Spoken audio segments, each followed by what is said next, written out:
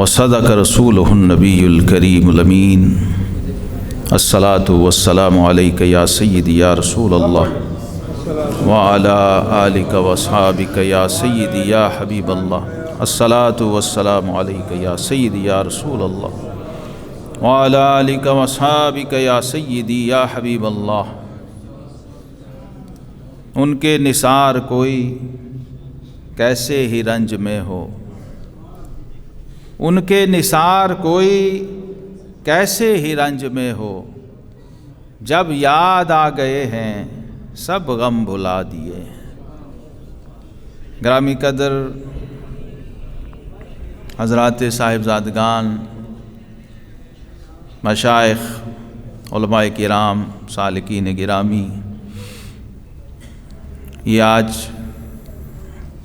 کی مجلس جس نیک پاکیزہ روح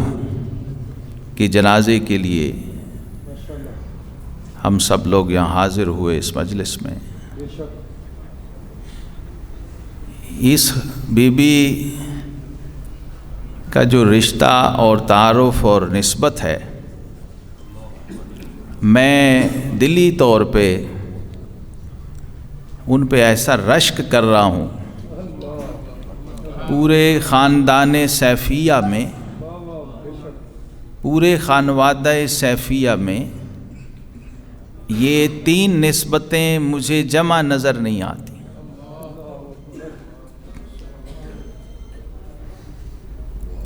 یہ جس بی بی کے جنازے میں آپ لوگ اور ہم سب حاضر ہیں،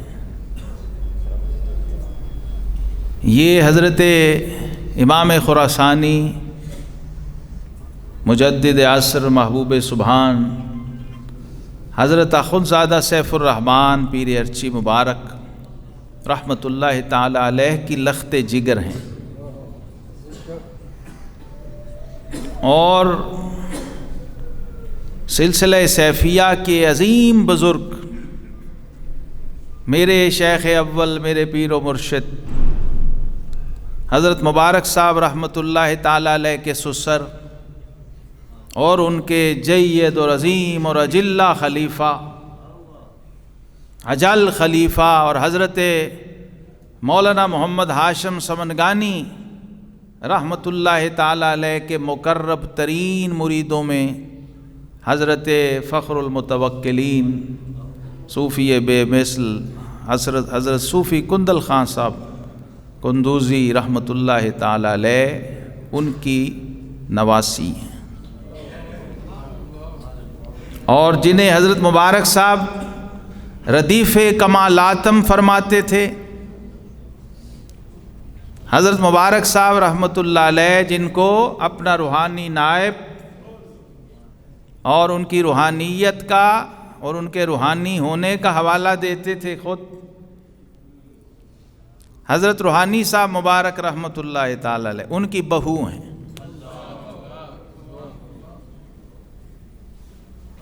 تو ایسے ولایت مآب گھرانے میں پیدا ہونے والی یہ بچی، جس نے ذکر و فکر، روحانیت، معرفت، للہیت، اخلاص، تڑپ اور پھڑک، اور پھر ہجرتیں راہ خدا میں، لوگوں نے تو پڑھا سنا ہوتا ہے نا، بڑے بڑے علماء نے، یہ وہ بچے ہیں جو اس پروسیس اور سسٹم کا حصہ رہے جس میں کوئی ایک قدم اٹھا لے تو شریعت اسے بخشش کی ضمانت دیتی ہے۔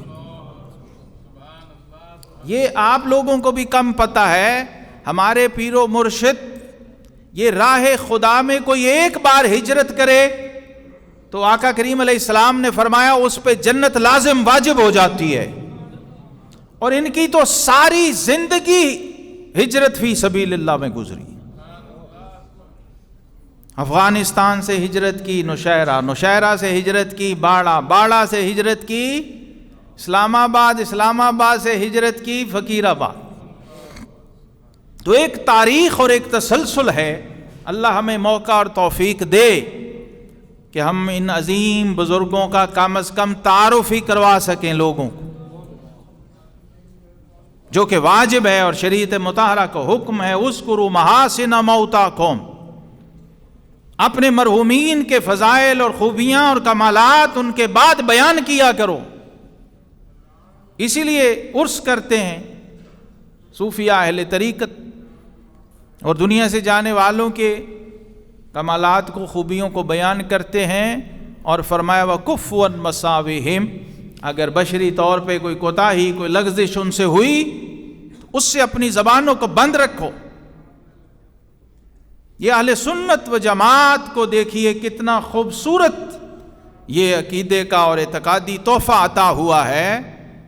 کہ آپ نے، اور ایک ایسی تسلی ہے اس میں، ایک ایسی تعزیت ہے جو بندہ اپنے ساتھ خود کرتا ہے۔ اس اتنے بڑے صدمے میں کسی پیارے کے بچھڑنے پر شریعت مطہرہ، اللہ جل مجد الکریم اور ذات پاک رسالت مآب صلی اللہ علیہ وسلم خود اس امتی مومن کو تسلی دے رہے ہیں۔ اور علامہ اقبال مجھے یاد آئے، کہتے ہیں کون کہتا ہے کہ مومن مر گئے، قید سے چھوٹے وہ اپنے گھر گئے۔ اور اقبال کہتے ہیں کہ موت کو سمجھے ہے غافل اختتام زندگی، موت کو سمجھے ہے غافل اختتام زندگی، ہے یہ شام زندگی صبح دوام زندگی۔ یہ اس عارضی وقتی فانی دنیا کی شام ہوئی، اب اس کے بعد جو صبح طلوع ہوگی وہ ابدی اور دائمی صبح ہے، اس صبح کی پھر کوئی شام نہیں۔ یہ جو دنیا کی صبح ہے اس کی شام ہے، جو قبر کی صبح اور آخرت کی صبح ہے اس کی کوئی شام نہیں ہے، وہ پھر ہمیشہ ابدی اور دائمی زندگی ہے۔ اور یہ زندگی اصل میں اسی کا ابتدائیہ ہے، اسی کی تمہید ہے، اسی کی تیاری کے لیے ملی۔ پھر آقا کریم علیہ الصلوۃ والسلام نے فرمایا جو میرا امتی بیماری، مسلسل تکلیف اور امراض میں مبتلا ہو کے دنیا سے جائے تو اس کی بیماری اس کے گناہوں کا کفارہ، اس پر پھر مختلف بشارتیں ہیں۔ امام جلال الدین سیوطی رحمہ اللہ نے تقریباً 45 سے زیادہ جو حکمی شہادتیں ہیں وہ لکھی ہیں، اس میں ایک وہ بیمار بھی ہے، وہ مریض بھی ہے جو کینسر جیسی بیماری اس میں مسلسل مبتلا رہے اور اس پہ صبر کرے تو اللہ اس کو بھی شہادت کا درجہ عطا فرما۔ یہ بی مسلسل بیمار رہ کے دنیا سے رخصت ہوئی ہیں، اور پہلے ہی اتنے بڑے پاکیزہ، نیک اور دینی ماحول اور خاندان سے تعلق تھا، اور پھر ساتھ رب کریم نے درجات کی بلندی کا سامان کیا، اور اس مسلسل تکلیف پہ جو انہوں نے صبر کیا رب کریم اس کا اجر ان کو عطا فرمائے۔ پورے خانوادے سے ہم تعزیت کرتے ہیں اللہ رب العالمین۔ اور یہ ایسا جنازہ ہے، میں سمجھتا ہوں کہ مرحومہ کی تو بخشش ہے ہی۔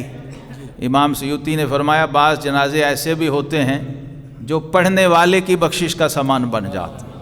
تو اللہ پاک اسے ہماری بخشش کا سامان بنائے۔ وما علینا۔